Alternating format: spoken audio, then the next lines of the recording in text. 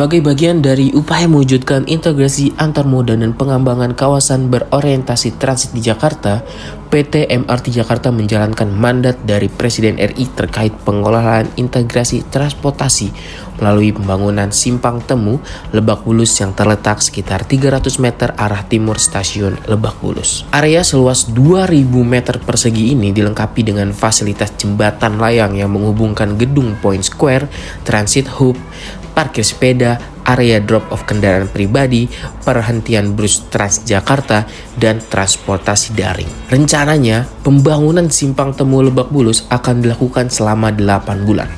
Perencanaan dilakukan langsung oleh Gubernur Provinsi DKI Jakarta, Anies Baswedan pada hari Rabu 8 Desember 2021 dengan didampingi Direktur Utama PT MRT Jakarta, William Sabandar, dan Direktur Utama PT Inti Menara Jaya, Hans Hutoyo. Simpang Temu Lebak Bulus merupakan bentuk kolaborasi antara pemerintah Provinsi DKI Jakarta, penyedia layanan transportasi publik, dengan pihak swasta di mana kedepannya diharapkan akan ada kolaborasi lainnya untuk mendukung terciptanya pembangunan infrastruktur kota yang lebih baik. Mengapa fasilitas ini menjadi penting?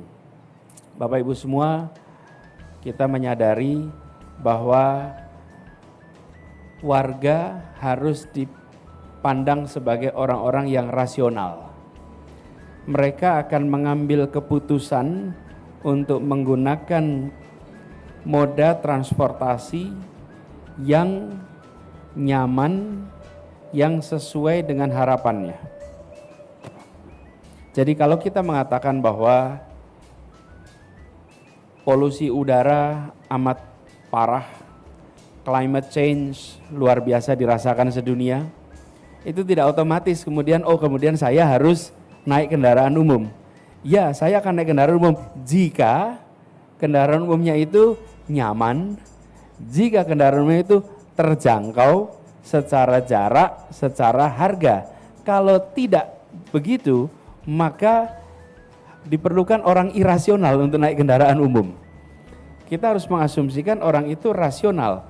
Rasional itu artinya bertindak mendasarkan pada perbandingan. Karena itu rasio itu perbandingan. Jadi orang yang bertindak menggunakan perbandingan itu orang rasional. Nah, penduduk Jakarta harus diperlakukan sebagai orang yang rasional. Karena itu pemerintah harus menyiapkan fasilitas agar warga merasa naik kendaraan umum itu adalah langkah yang rasional. Nah, salah satu tantangannya adalah kita berada di kota yang sudah jadi, Bapak Ibu. Ini beda dengan ini teman-teman para developer berpengalaman membangun kota dari lahan kosong. Nah, kalau membangun kota dari lahan kosong itu penataannya leluasa, Pak.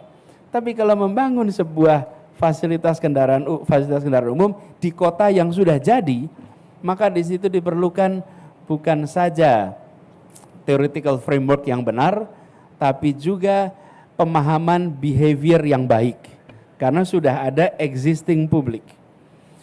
Salah satu tantangan besar membangun transportasi umum di Jakarta adalah memindahkan penduduknya untuk mau naik kendaraan umum.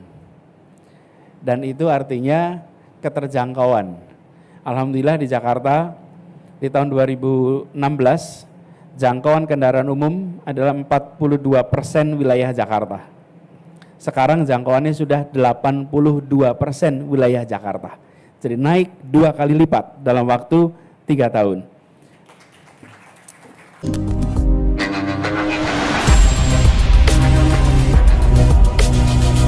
Setelah sukses menyelenggarakan program inkubator sejak 2020, PT MRT Jakarta kembali menghadirkan MRTJ Inkubator Program 2022 Batch 3 dengan tema Excel the Innovation, Streamline the Operation. Pendaftaran akan dibuka sampai tanggal 13 Januari 2022 melalui website excel.jakartamrt.co.id/inkubator. Perusahaan rintisan startup yang terpilih akan mengikuti program selama 6 bulan yang terdiri dari pendampingan intensif oleh tim MRTJ inkubator selama 3 bulan pertama dan tes pasar pada 3 bulan berikutnya.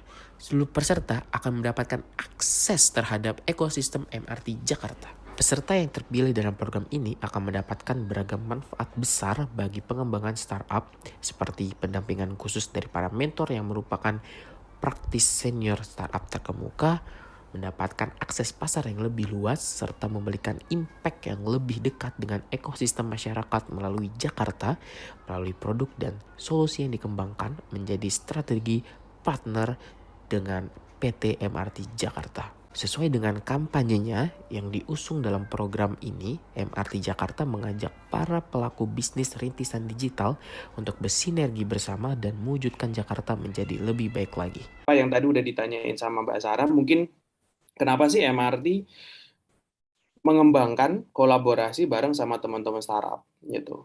Nah, ini ide ini itu kita udah godok itu, mungkin bahasanya bukan godok ya, udah kita diskusikan di manajemen. Udah diskusikan di manajemen itu dari tahun 2019 gitu. Jadi kita ngelihat ekosistem MRT ini mungkin bisa dibilang ekosistem yang berbeda dengan PTO yang lain, public transportation operator ya. Jadi dibandingkan dengan Transjakarta, dibandingkan dengan KCI, monorail dan segala macamnya ini agak berbeda. Berbedanya kenapa? Karena MRT itu seperti dengan yang sudah dijalankan di negara-negara yang lain, development-nya, khususnya komersial part-nya itu tuh unik gitu. Karena mobility-nya itu berbeda gitu ya. Berbedanya mungkin sama-sama ngangkut orang, iya betul, tapi titiknya itu beda gitu. Kalau kita ngomongin Transjakarta, dia itu memang fokusnya gimana caranya untuk nambahin kilometer dan gimana caranya dia bisa connect dan ngangkut jumlahnya itu sesuai dengan BRT ya, sesuai dengan busnya gitu. Monorail juga beda. Nah, kalau MRT itu kan menarik banget ya gitu loh. Dan kalau kita ngomong juga tagline kita kan ubah Jakarta nih. Tagline-nya MRT gitu. Nah, kita pas kemarin 2019 tuh mikir nih, kira-kira komersialnya mau kita kembangin seperti apa sih? Gitu loh. Dan kita juga coba untuk metain customer journey-nya itu seperti apa. Gitu. Nah, pada saat kita sudah mulai metain secara detail, customer journey itu luas banget ternyata. Gitu loh. Nggak cuma kita ngomongin dari segi transportasi, dari segi F&B-nya, tapi ternyata sampai ke lifestyle, leisure dan juga construction-nya itu lumayan beragam gitu. Nah,